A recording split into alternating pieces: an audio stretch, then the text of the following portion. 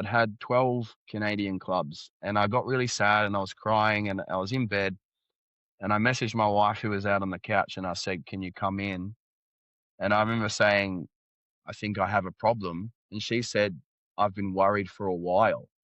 Wow. And that hurts to hear, but I can't imagine how much more it hurt her that I continued to drink for more years. Yes. Yeah. Are you happy to say your So, wife's name? yeah, her name's Bridget, and Bridget. Yep. yeah, Bridget, and she is like, if I talk too much about her, that's when I'll lose it. She is by far and away the greatest thing that's ever happened in my life, and I fully believe I would be dead if it wasn't for her. Yeah. Amazing. We'll Yeah. come back to Bridget, I promise. But tell us why you've obviously had this emotional breakthrough. You've admitted you had a problem.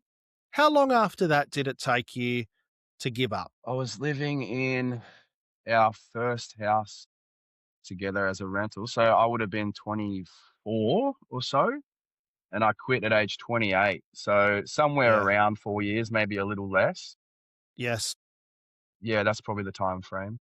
And what was the straw that broke the camel's back? How did you quit entirely? We had conceived and were a few months, maybe 4 months into the pregnancy of our first child, Yes. and it took a long time to, not a long time, but it took over a year to conceive, I think it was, and I was in bad shape. I was overweight, I was not training at all, drinking heavily, and I had been out to my brother's house for a party and was lying to my wife at the time about the time I was gonna get home. I knew I was gonna be out until early Yeah. hours. I told her I'd be home at 12 o'clock. She messaged me, "I'm going to sleep."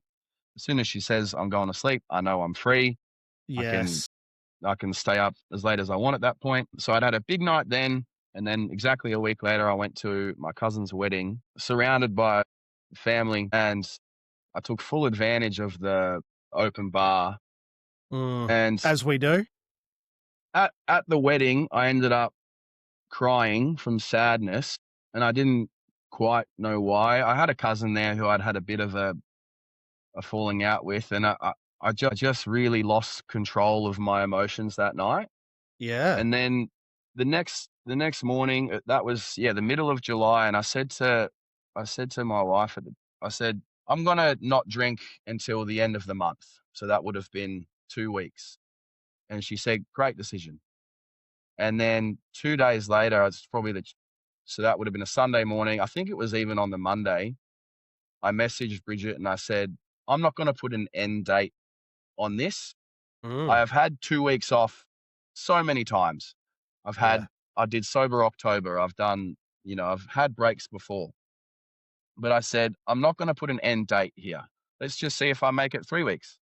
Mm. So that was on the Monday, and by the Wednesday, I had I had decided I am an alcoholic and I am trying to quit drinking.